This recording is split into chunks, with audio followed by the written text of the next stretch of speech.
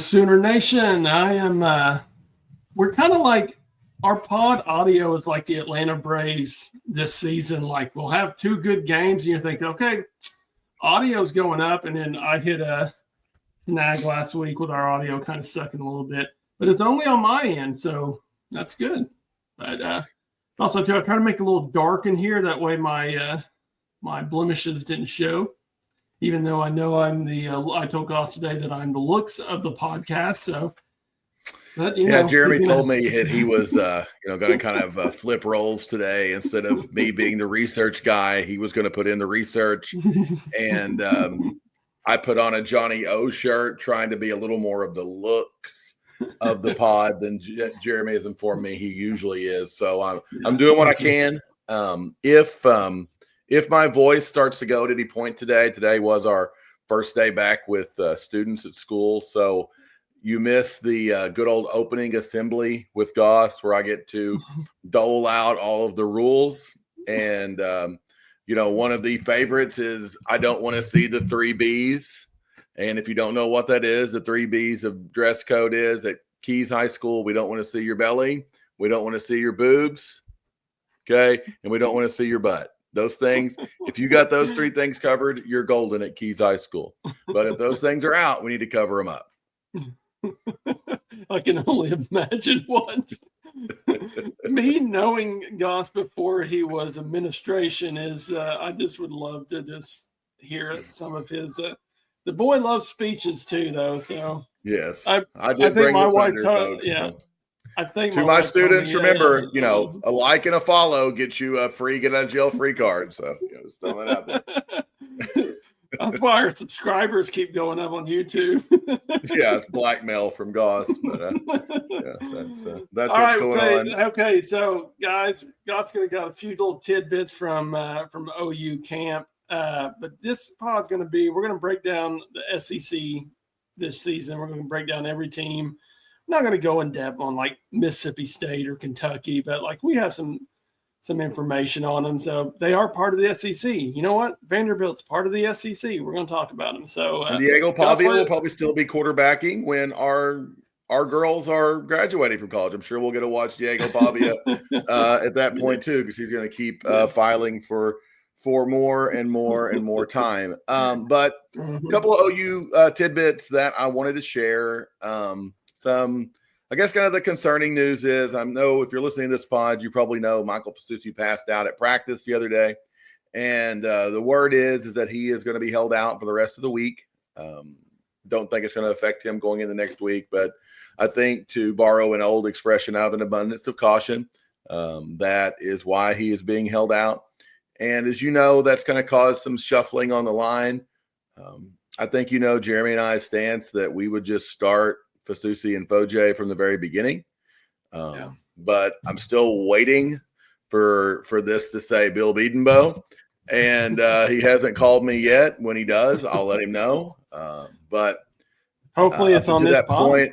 I do think that the chance of Fasusi starting against Illinois State is probably out the window with this passing out. I do think that ship has probably sailed. But I do still hope he gets a lot of reps, because I do think we're going to need him this season. I definitely think he's our highest upside guy. And, this is a little scary to think about going into last year and all the injuries we had on the offensive line. But everything that I've heard is still positive on how things look, from Weewoo to Howland looking better to all those different things. But any offensive line thoughts, Jeremy, before I drop my other tidbit here? I think the depth on our line is what is the biggest positive takeaway from camp. Is like, if you've got these true freshmen that are competing for a job, that is a great deal. I know people are like, oh, a freshman going in there and winning it. These two guys are different type freshmen. Fasusi, sorry, I'll get it right. I mean, it's preseason for me too. Yeah. But I just feel like those are two different type of offensive linemen. There's a reason that we paid good money for him, and everybody else tried to pay good money for him, because they had a pretty good idea he's going to come in there and play. But the depth, as long as we can stay healthy on that back end, I really feel like we'll be just fine. I think that's one of the big positives we can take out of this. And I like the fact it seems like we're being a little more patient with some of the injury things this year. Something we've talked about quite a bit, whether it be from running back to offensive line to receiver. I heard Zion Kearney is back, full participant again now, so it's a good thing. At receiver, the name that just kind of keeps getting thrown out there, and I was skeptical about in the beginning, but it'll be interesting to see. And I think next time we're on, we'll have our two deep maybe for the Illinois State game that gets released. But I think Torrey Blaylock is going to be RB2, or if nothing else, I think he's going to get like an or. I think it might be Jaden Ott, or it may be the starters might be, Ott, or that sort of thing with Javonte Barnes. But don't be shocked if Blaylock's not on that list. And that's no shot at Xavier Robinson, who's had a little bit of been a little dinged up, Taylor Tate, that sort of thing. But interesting to see. He's a guy who came in without a ton of fanfare, and I do think he's going to be on that 2 deep. So that wasn't a name that if you'd asked me back in May, it's not someone I thought would be on there. That's a freshman. But the other tidbit that I wanted to drop, and I want to give credit to George Stoy on this because this is where I first saw this. But the Senior Bowl, and obviously, it's something that Nagy was a really, really big part of in the past. But last year we had 2 players that were on the watch list, essentially. I think they call it the Senior Bowl 300, but we're on the watch list. And those same 2 players went. And, we know who that was, Billy and Danny. But this year we've got 10 players on that list. And I think that just shows the growth of our roster. I think it shows that we've got a better collection of NFL caliber talent. And if we're wondering like who has the most, LSU has 14 and we have 10. I think I read that, let's see, was it Bama? I believe Bama has 13, and then OU and Penn State both have 10. So to be kind of lumped in there with those guys, I think is a positive thing. Yeah, and I agree. Like, and kind of touching too a little bit, like when you're talking about the running back, don't you feel like with the running backs that they're going to give a bunch like those guys? So I think Ott's our guy, RB1, but I think the second position, the amount of carries, that might change every week. So don't be surprised if Blaylock gets maybe like 10 carries against Illinois State. Well, Illinois State might be different just because everybody might get some action, but like when you get to Michigan, like maybe Blaylock gets a lot more carries and Xavier gets. I think they're going to probably adjust it to see who kind of steps up that RB2. But I think the scariest thing for me personally is like, do we have faith that we're just going to actually hand the ball to Jaden Ott enough? Are we going to get the ball in his hands enough, or does DeMarco still kind of have a little bit of the squirrely rotation? But I do think that having a stronger offensive coordinator like Arbuckle, who has a system, who has a plan, I think will eliminate some of that. So, Jeremy, and also touching too, like on what you're talking about with the Senior Bowl.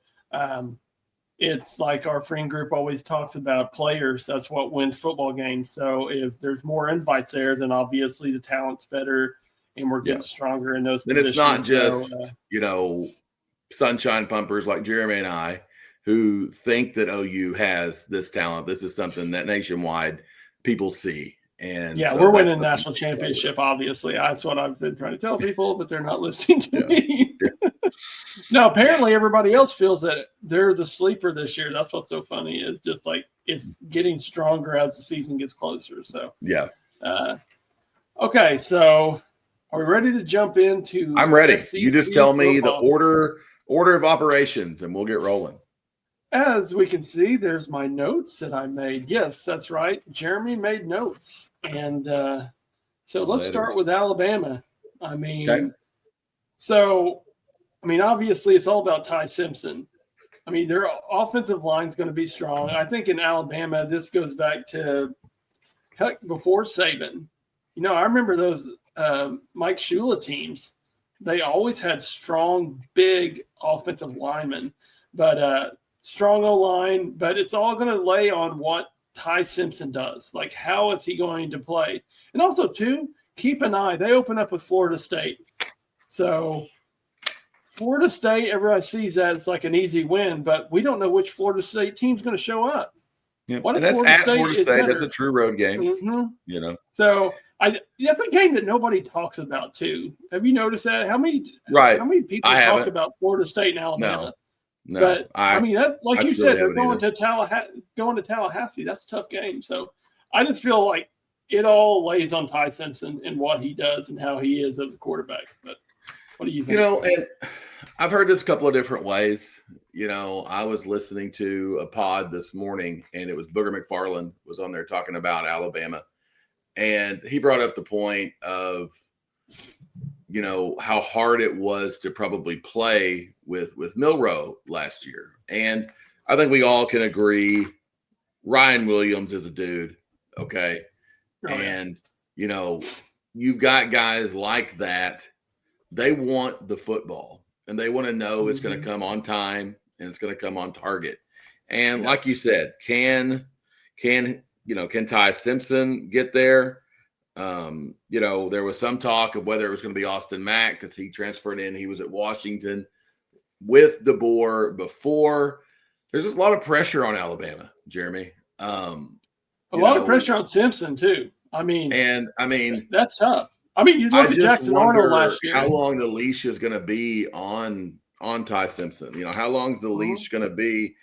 I've got no concern on them losing to Louisville, Monroe, or Wisconsin, but their fourth game of the year is at Georgia. So, I mean, that's a lot. Let's say they even get through the Florida State game. These Bama fans are not happy. Okay. There was, you know, the Kalen DeBoer, anyone who follows this pod knows I've always kind of questioned that because to me, the fit is just really off. It's just, I think Kalen DeBoer is a good football coach. It's like he's the football coach at Alabama. That's just kind of what I've always thought. And he is not one of them. You know, it's the old one of us. He's not one of us. Okay. Yeah. He's not. And so this is a guy who, if he drops that Georgia game, he drops an at South Carolina game, you know, and then when we play them right after they play LSU. Now, both those games are at home, us and LSU, but those are tough games. And if we roll into Tuscaloosa and they've got more than really anything more than a 0, but definitely more than a 1 on the right side of their column, I just think this is going to be a team as good as I think some of these pieces are. I think Caden Proctor may be the best offensive lineman in the country. I think he's a really good player. I think their center's a really, really good player. But at the same time, there's a lot of pressure in Tuscaloosa. A lot. Yeah. And also too, you look at it this way. If DeBoer goes 6-7 like Venables does, he's gone. 100%. But we had here's the difference between the OU situation and Alabama situation. We had the buffer with Lincoln Riley. We get heartbroken because he leaves us. We bring in Venables, who, like we just said, he's one of us. He's one of our guys. But DeBoer went straight from, you know, Saban to him. Like, if Venables followed Stoops and did what he's doing now, we wouldn't be talking about Venables coming into this season. So it's just it's a different situation. And we can talk about how, you know, we hate Lincoln Riley and all this stuff, and which we still do. But I think that's a difference between this Alabama situation. They had a 4-loss season, Jeremy. They had 4 losses. And you would have – I had to look at it because I thought they lost 6 the way people were talking. But at the same time, Alabama doesn't lose 4 games. That's not what happens. I mean, it's kind of like what we talked about. You know, I mean, it's the same thing. I mean, they don't lose 4 games. I mean, that is a terrible season. They lost to a really mediocre Oklahoma team. They lost to a Vanderbilt team. Okay. Those are games they shouldn't have lost, and they did. And, you know, everyone kind of, you know, thought, man, when they went and won that Georgia game, that it was just going to be, you know, that was the greatest hire ever. And they did something that, like, the better, you know, that Oklahoma has done. It's like BV when we go and we beat Texas a few years ago and we turn around and lose at Kansas. They did the exact same thing. And after that season, it really cratered for us. So maybe it does the same for them. What's your Yeah, let's hope. I really hope they just their program just gets destroyed. I think this is a team that is in the top half of the SEC, but I don't have this as an SEC championship team. I don't. No, I'm not high on them. I wouldn't be surprised if you had another 4-loss season. I don't trust Ty Simpson yet. He might make me eat my words. You just haven't heard a lot of stuff about him, and maybe that's by fault. But maybe they're going the opposite way of what Hugh Freeze is doing with Auburn. But is that what we want to talk about next? No, we'll go to Arkansas after this. But okay. We need a buffer before I get on to Auburn. I told Goss, I said my Auburn take might take us about 20 minutes. But no, I feel like it's a 4-loss team. I still think they're a good football team. They've got talent. Alabama's always going to have talent. But it's how can you mesh that talent together? And you've got studs at receiver. Ryan Williams is a next generation receiver, but can they find somebody to get him the ball? And that's really the whole scenario in that. So, but let's jump to Arkansas. Okay, Piggy. So, yeah, which we do have Arkansas fans that follow our podcast. I know that, but we do. Same situation as Alabama, and you're going to notice with the SEC, not a whole lot of people talk about their defenses because everybody assumes their defenses are good. If you've noticed, like most of the defenses in the SEC are pretty stacked, and they've got a lot of returning guys. There are some that don't, but they've gotten a portal and replaced them. But, Taylor Green is he healthy? Is he going to be, I know he's been dealing with some injuries and stuff like that. They have a tough schedule, just like everybody in the SEC, and a lot of newcomers. I mean, Arkansas is kind of went the route of every other school in college football. They've went and tried the portal. So how are they going to mesh this talent together? But it all falls on the quarterback.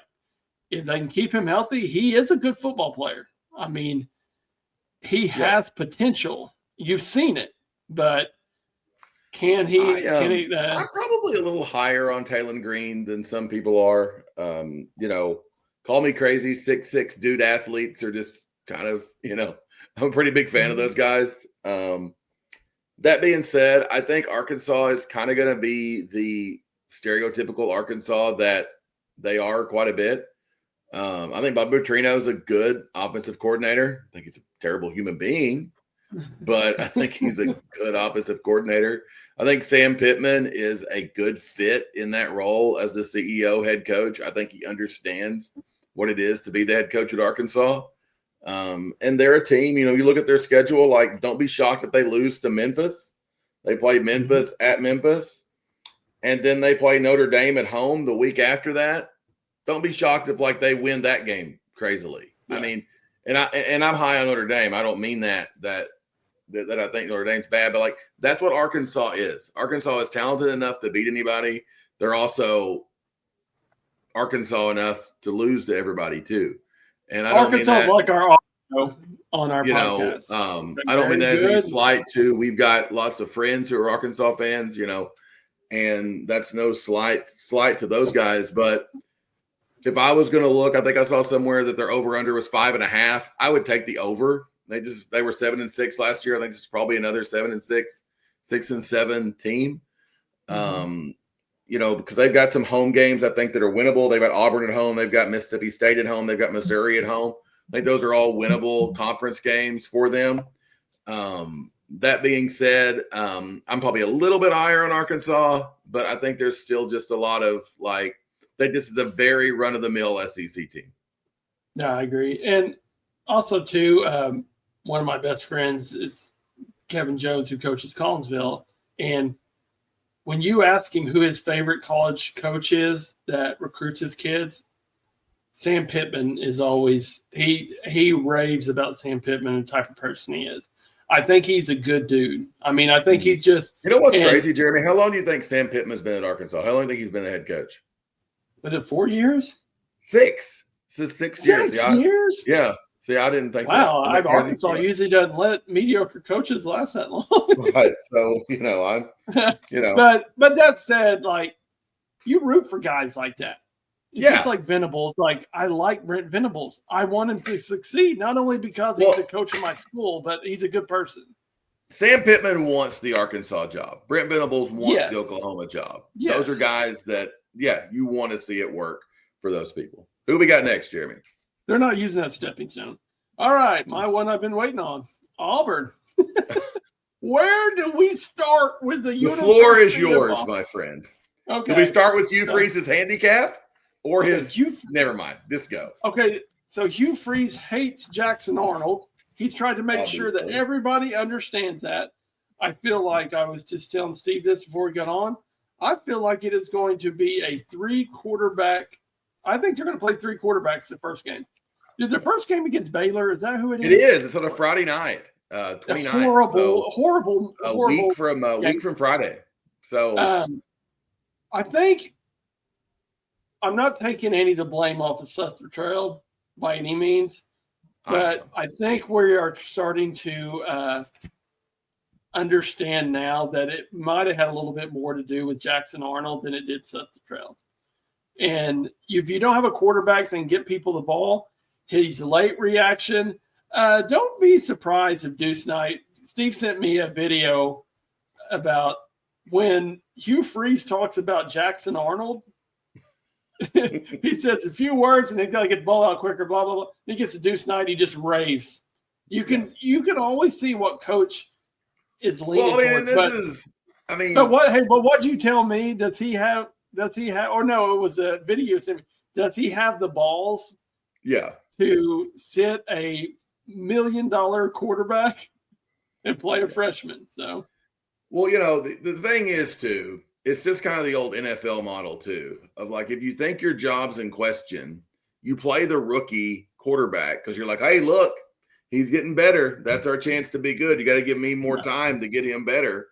Okay. And so Hugh Freeze is lots of things, but stupid's not one of them. Okay. Hugh Freeze knows what he's doing.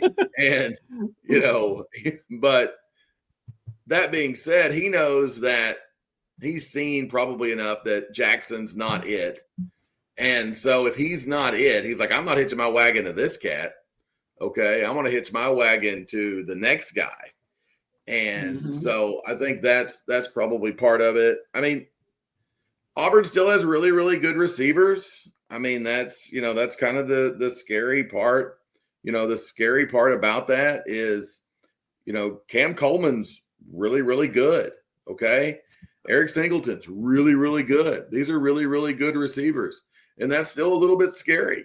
But at the same time, I mean, the dysfunction coming out of that place is just wild. I mean, it just is. You go back to the Hugh Freeze golf incident all the way to now. I mean, this is just a how-to video of how to be distracting and how not to prepare for a season. I mean, I don't know what the line currently is on that Baylor game. I think Auburn's still favored, but I would bet the Bears. Oh, for sure. I mean, I'm glad you brought up wide receiver core, Singleton, Coleman, Fields. These are really good receivers. You can't sit back, especially if those guys are healthy. Like, it was basically blinding because you had a quarterback that couldn't get wide receivers the ball. And also, too, you had wide receivers that couldn't get open last year. So, like we've talked about with Jordan with OU, like when he's your best receiver, you're in trouble. And I look at it this way, like you can't sit on Jackson Arnold at Auburn if he's not producing. If he's doing the same crap he did last year with us, like you're going to ruin your season. Like they've got to make a change quick. But it goes back to like whatever video you sent me, it's ballsy because these are case studies about. And I mean, like, okay, we talked about trying to, go to Deuce to get another year, but also those same boosters ponied up the cash for JA. And so, what does that do? Does money talk and Hugh walk? We don't know. Yeah. But interesting tidbit for Auburn. I like a good tidbit. Do you know how many times the Sooners have played Auburn in history? The answer is 4. Do you know how many wins the Sooners have in those 4 games? 4. Never lost to Auburn. Let's not start that this year. Hey, didn't P. Ryan break the record against Auburn in that bowl game? Isn't that what it was? Like so. he broke like the most yards in OU history. Yeah. Which, Yeah. I mean, that's pretty good at the University of Oklahoma to have the most Not yards. running. Now, Auburn did. Saw a pretty good tweet of, Auburn claimed some national titles this year, claimed like 8 national titles or something like that. OSU? That they didn't really have. And I saw a pretty funny thing that it was like it was the Louisiana Purchase and all the land that came with it. And it says that this is now Auburn, that Auburn is claiming the Louisiana Purchase. So we are all proudly in the state of Auburn now. So congratulations. They got us again. That's the only way they can beat us right now. Yeah, exactly. But no, I just feel like this is a big year for Hugh Freeze. And if he lets this ship kind of sink with Jackson Arnold, then he's probably going to be looking for a new job. So yeah, it's going to be very interesting this season to watch how that rolls, because we're getting to where this NIL part of college football is these coaches now have to make decisions like, I got boosters paying big money for these guys that I'm about to sit on the bench. But also, too, all they want to do is win. So, it's going to be interesting. But, okay, so we'll get off that shit show and get to Georgia. So, so Georgia is to me, I always go back to quarterback play. I think with Georgia, you're always going to have great defenses. I mean, it's just that's Kirby Smart. That Kirby Smart guy, he's pretty good. Yeah, he knows. Like kind of like Brent Venables. Like when we had to oh crap, Brent Venables is going to be our defensive coordinator. That sucks. That's like them Georgia saying, "Oh, Kirby Smart's going to run our defense." Like you're going to have studs and you're going to have a really good defense. But you got Gunnar Stockton at quarterback, unproven. Carson Beck did not wow me last year. I was not impressed. I think that was the best thing that could have happened to Georgia, because they were going to have a tough decision if he'd have came back. Because running, Beck back out there would have been, I don't know if I could have done it. Very strong wide receiving core. I mean, they're strong. But offensive line, you keep an eye on Georgia's offensive line. They lost some guys could struggle a little bit. And I don't think a lot of people talk about, when you talk about Georgia, you talk about their defense, you talk about, Gunnar Stockton, how's he going to perform? Everybody just assumes that offensive line, well, they've got players, they're high recruiting classes, guys want to come there. Yes, but we've seen it in the past, guys. When you have transfer portals, it's how they all mesh, especially offensive line. You got to find the right group that works together. And OU's going to run across that too, is how does your offensive line mesh to protect Gunnar Stockton? Because if he's getting hit early in the season, I mean, he could get gun shy. So just keep an eye on that. But I still think they're a SEC contender, even not knowing what we're going to get out of Gunnar Stockton. Number one, I think it kind of depends on which Gunnar Stockton you get. Do you get the Gunnar Stockton who played in the SEC title game against Texas, looked really good, and we were like, man, this guy should have been playing all the time over Carson Beck? Or do you get the guy who looked like he hadn't played a whole lot and had set a long time against Notre Dame in the playoff? Don't know. We're going to see which one of those guys we get. Interesting fact for Georgia. Georgia plays 3 road games all year long. 3 road games. That's it. They play 3 true road games. They go at Tennessee, who, has their issues. We'll just leave it at that.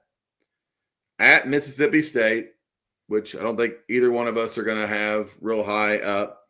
And they go at Auburn, who we just talked about. Okay. Mm-hmm. That's their road games.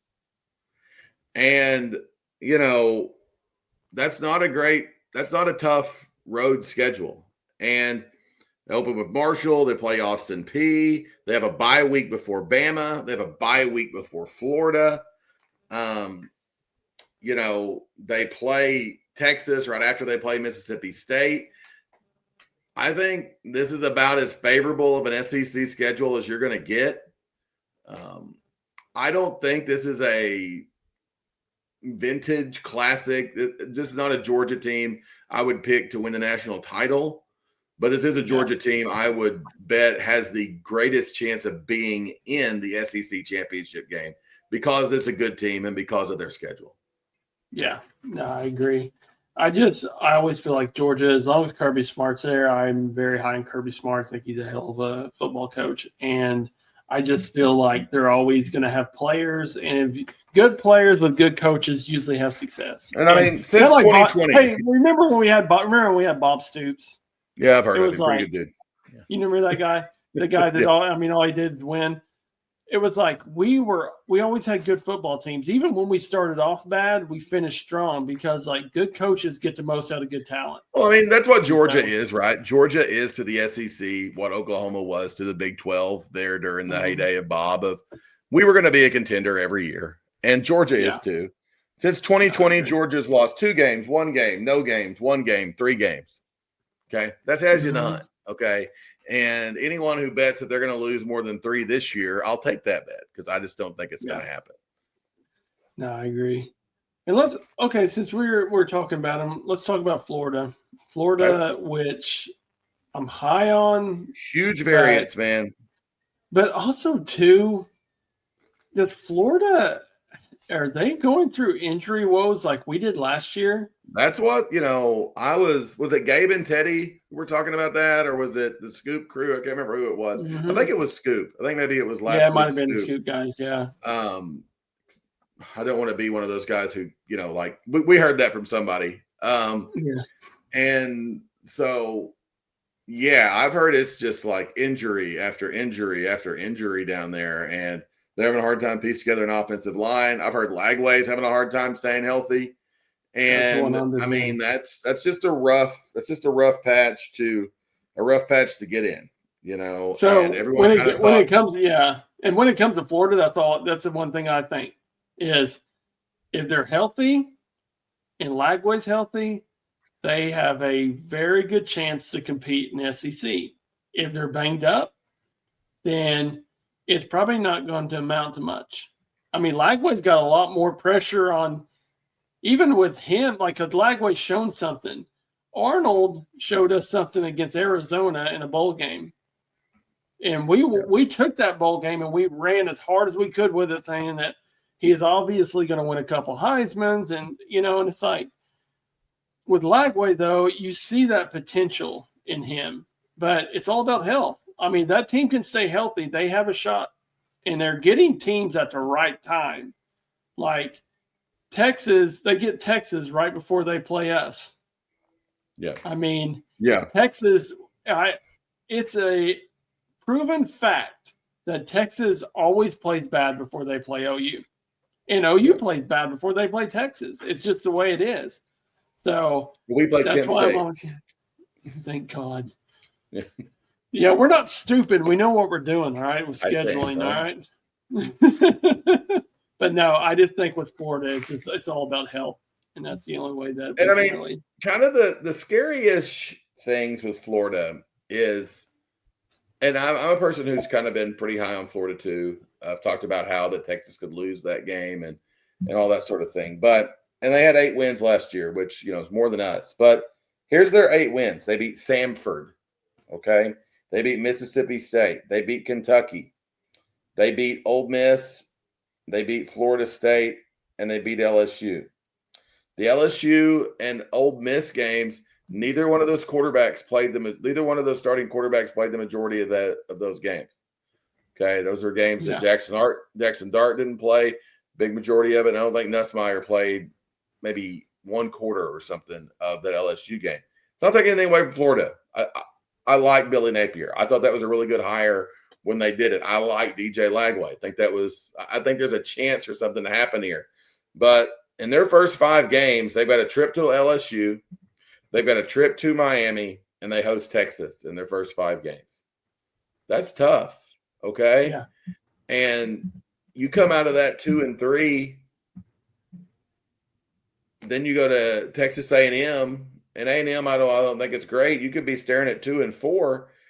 And then it's back. The Wolves are howling at Billy again. So, hope the best for Florida. I think there's a big variance. I could see Florida winning all of those games. I could see Florida losing all of those games. So Yeah. big variance for Florida. Wish them the best, but it does seem like there's some bad luck down with the Gators. Yeah, I agree. But all right, listen. Also, too, if you were wondering, I just when we were talking realized I didn't make any notes on Florida, but I had a pretty good idea about them. Okay, Another team I didn't make notes on was Missouri because I hate them. But other than that, here's my take there. You know, may they. I'm going to use this is a movie quote. So if any of my students are following our list, still listening to this, or plug your ears. Many of my bosses, but may they die of blank and rot in blank. Cookie son. Places out. Yes, exactly. Yes, we have the same sense of humor.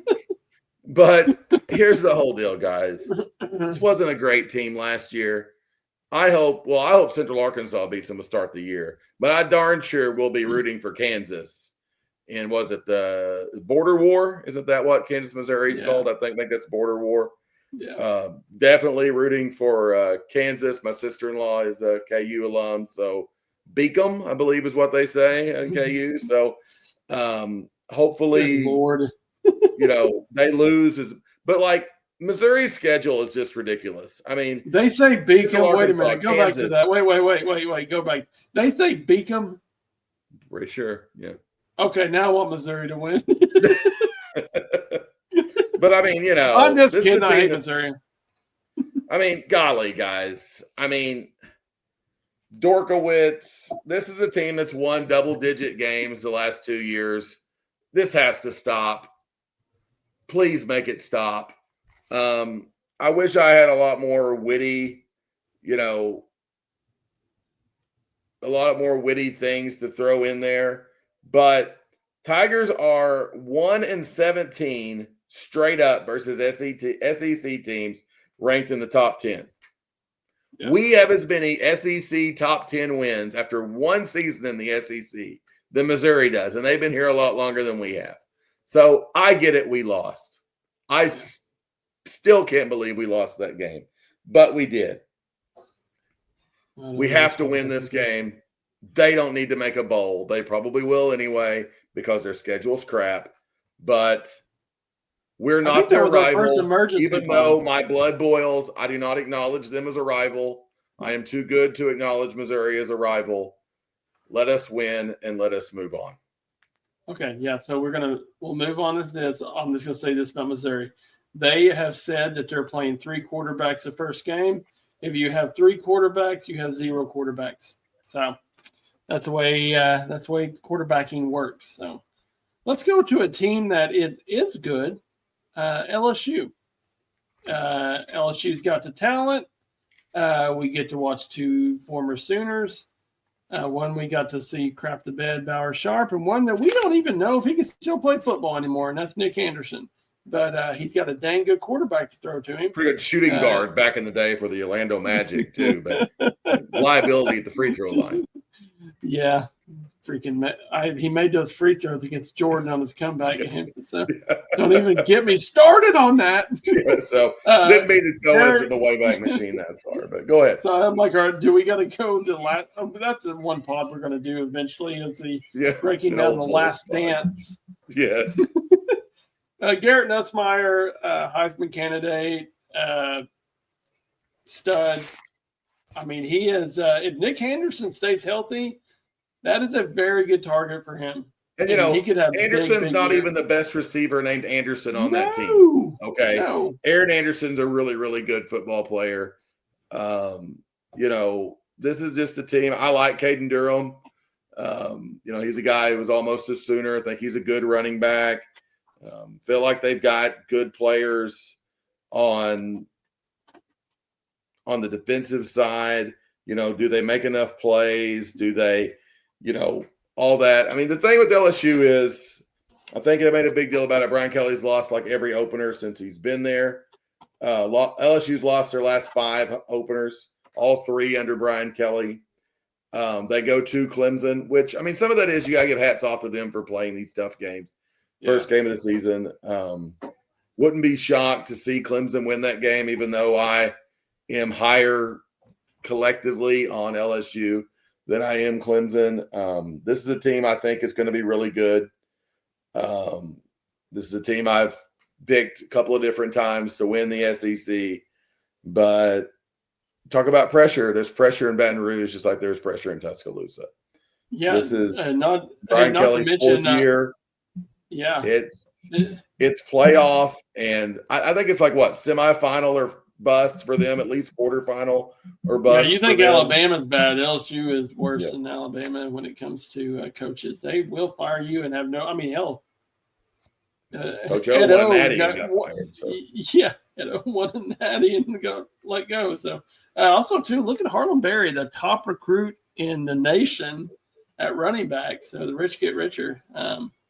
So I mean, keep an eye on those guys. They just have a tough schedule. They do, and also they have to go on the road to Clemson, on the road to Ole Miss, on the road to Bama, on the road to OU. Those are 4 pretty tough road trips. Yeah, and they lost a lot on defense. So keep an eye on that. They got some guys that they're working in. They still got studs on defense. I'm not saying that like, oh my God, they lost so much, but they did lose quite a bit on defense and just some starters and stuff like that. So tough start with Clemson. So I'd be curious. I think LSU's still in the running for SEC title. All right, let's go real quick on this. Mississippi State. Here's what I'm going to – this is either the only 2 things I want to say or the only 2 facts I'll throw out about Mississippi State. They were 2-10 and 0-8 in conference last year. They got Blake Shapen coming back, quarterback. So, I mean, what do you say? You got a quarterback coming back from a 2-10 team? Great, I guess. I don't know. I think give Levy another year. I mean, it's going to be tough this season.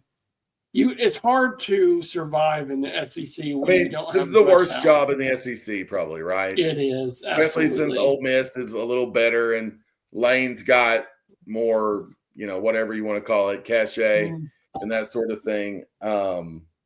This does make you go back and look like what Leach did there was probably more impressive than we even gave it credit for at the time. If you're a gambling person, they were 6-2 against the spread in their last 8 games. Even though they only had 1 win in those 8 games, they, played people a little bit tighter. Like at Ole Miss in the Egg Bowl, they only lost 26-14. That's something, right? Yes, build on it. Moving on. We're moving on. Also, to John McTeer, don't take our bet. Yep. Okay, you just stay off of DraftKings and don't Venmo anybody or anything like that. Okay, let's go to Ole Miss. Replacing Jackson Dart, who might end up being the best quarterback taken in the NFL draft. Watching him in the preseason, and he might have gone to the best situation. When you look at NFL quarterbacks, Matt Sanchez made a lot of money because he went to the best situation, went to the New York Jets, who had a damn good defense and a good running game. Jackson Dart, I'm not saying like he is going to be the best quarterback there, but the makings of I think he's a better football player than people realize. So he's going to be tougher to replace. Lots of new faces. Kiffins has made it clear that he is going in the transfer portal to get players. I mean, so you're probably going to see a new team about every year with Ole Miss. It's just the way he does it, and he's playing the game the right way. He's had success doing it. I just felt, to me, with Ole Miss last year, it was kind of a failure for a season. I felt like they should have done more. We should have beat them. Yep. At Ole Miss, had our opportunities. I feel like I hate just crapping on the kid, but I'm going to. But if you put John Mateer as our quarterback at Ole Miss, the same players, same situation, we beat Ole Miss. We beat Ole Miss and we beat Missouri. That's why we're getting all the pub this year. But I just feel like with Ole Miss, it's how are all these new faces going to interact? How are they going to replace Jackson Dart? Jackson Dart's a tough spot to fill, but that's really what I look at. I don't see a good season out of him because Lane's already been kind of throwing it out there like he doesn't think it is either. So, I mean, I don't see it as far as this being a true contender team. I know Austin Simmons got a little bit of time last year at quarterback. Played against Georgia, and that was probably one of the highlights of Ole Miss's season last year. But I just don't see it this year for them. I think they just kind of are what they are. I think this is a team that probably wins 8 games. If they're 8-4, something like that. Their schedule is pretty favorable. They have to go to Georgia and to Oklahoma. Those are tough games, but their other 2 road games are at Kentucky and at Ole Miss.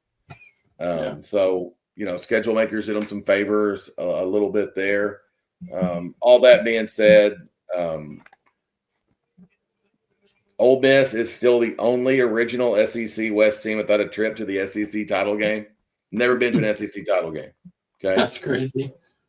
So that being said, I just don't think there's that much interesting about Ole Miss. I think they're still going to be good enough. I think they're like the better version of what I talked about with Arkansas. Arkansas is what they are. I think Arkansas is somewhere between 5 and 7. I think Ole Miss is somewhere between 8 and 9, somewhere in there. I think they're a good team.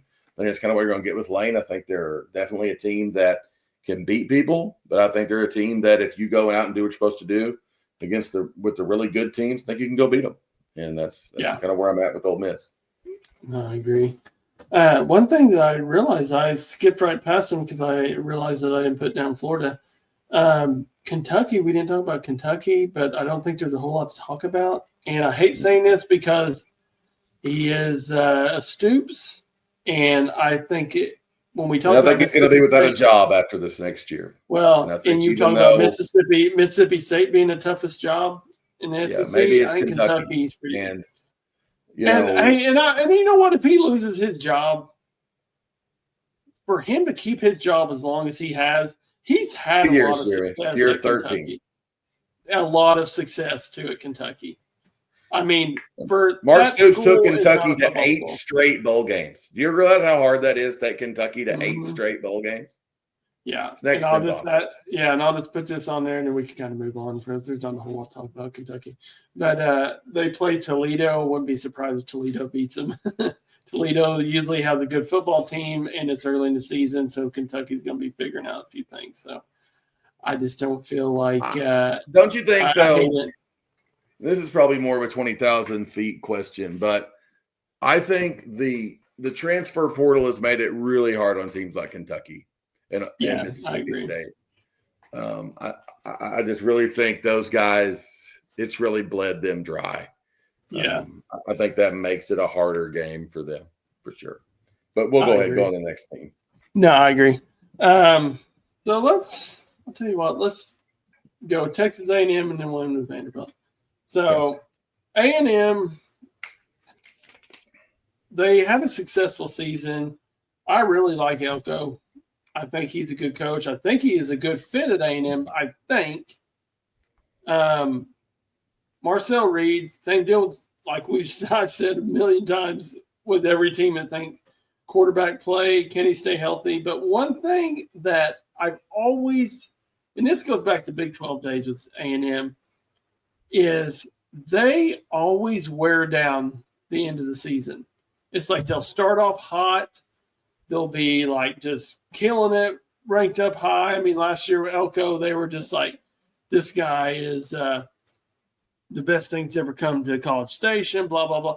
Then it's just like when they hit their lows, they just go straight down. So A&M's whole game is, can you stay consistent? If you get those big wins, you build on them and just keep moving up and up. But I do think they have the right coach, but Marcel Reed.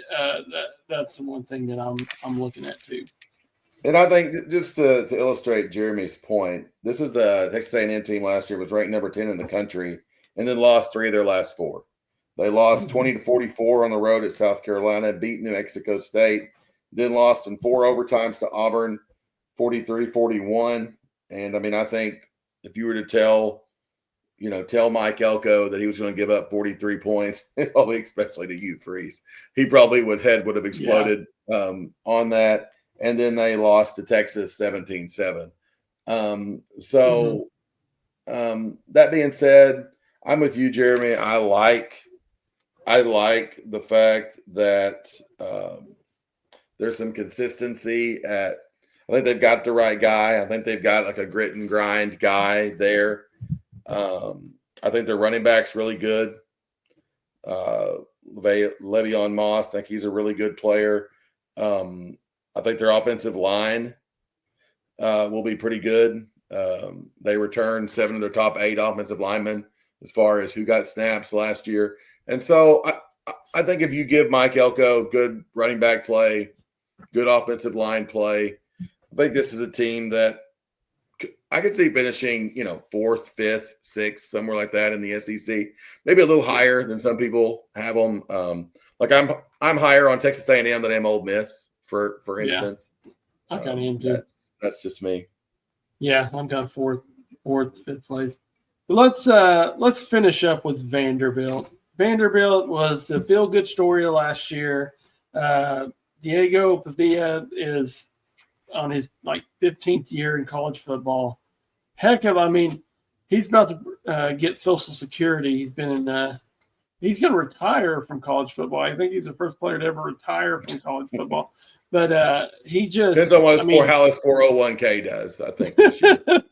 But no, kind of the same deal.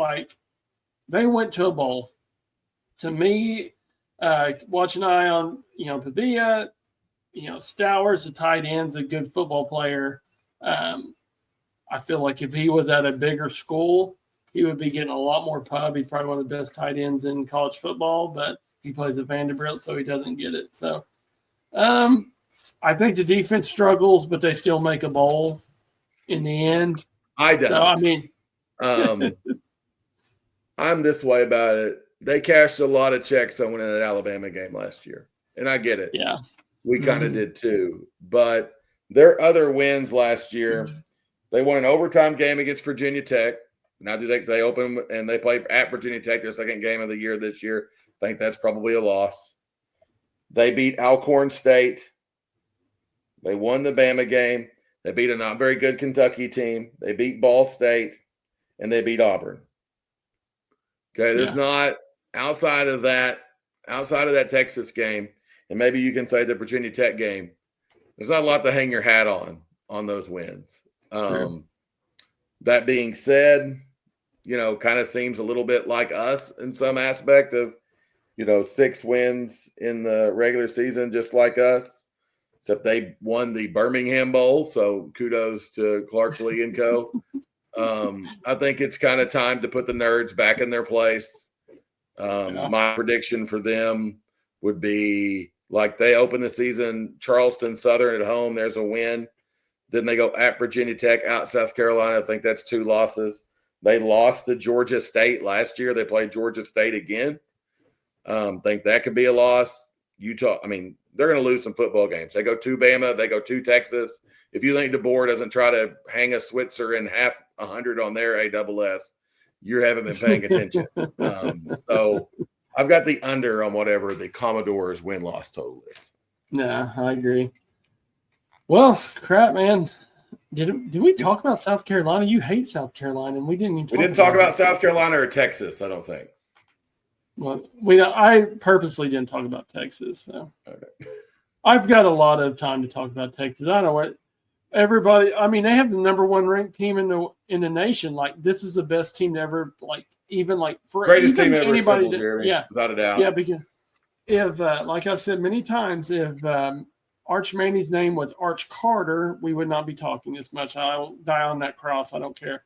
But Also, to South Carolina the same way, just because we apparently Goss hates them. And Sellers is Sellers is a stud, but I don't believe in South Carolina. And nothing against Beamer because I love Shane Beamer, but I just don't feel like, man, I just cannot.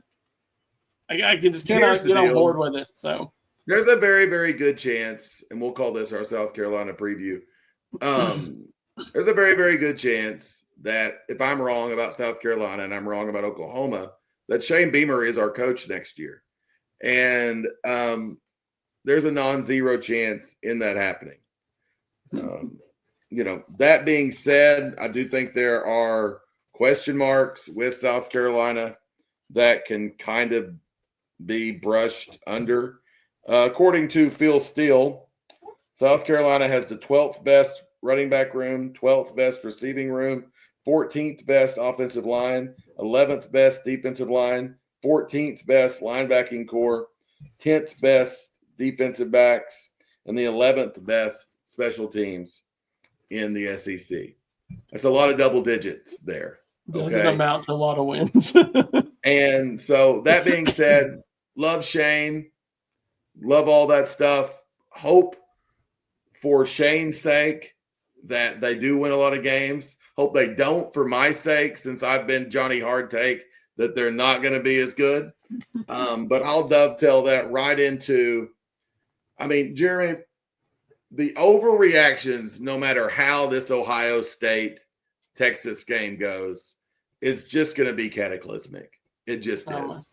It is. And so I don't even know. Obviously, I want Texas to lose every game they play. Hope they lose to Ohio State. Hope they lose to San Jose State. Hope they lose to UTEP. Hope they lose to Sam Houston. Yes, that's their schedule. And hope they lose to Florida before they play us. That would be my biggest hope. But there's a world where Texas does win that game, rolls through the three sisters of the poor, and beats a beat-up Florida team and rolls into the Cotton Bowl #1. That's a pretty fun option, too. Mm-hmm. And there have been some injuries happen at Texas this year already on the offensive line. So interested to see what you think about Texas. Just give me your, 30-second, 1 minute, just fly over thoughts, because we're going to spend a lot of time talking about Texas. Yeah, I hate to say it. They do have talent, but also, too, it's kind of last year I thought, they're replacing some big bodies that, I thought losing Worthy was going to be bigger than it was last year. Arch Manning's going to take his bumps. He's not just going to come in there and set the world on fire, guys. So you got to get ready for that. What do they do when he makes mistakes? Are they going to, treat him like Jackson Arnold? Or what kind of mistakes is he going to make? But he is going to make mistakes. It's his team now. So this is his first time for it being his team. It's a big step up. I'm not trying to hit on Louisiana high school football, but this is different than Louisiana high school football. I watched his game tape. In high school, the talent there is a little different in the SEC. So I still think they're good. I hate to say it, but I hope, for our sake, I hope that they're really, really good and their only losses to us. So, but that said, we got a lot to talk about. I think things that probably aren't talked about enough with them, okay? They returned one starter on the offensive line. Mm-hmm. That's tough. We've been there. We've seen how hard that can be, especially the young quarterback. They lost their top 5 defensive tackles. We know how important it is to be really good up the middle against the run. Yeah. I'm not as sold on some of their skill guys as some other people are.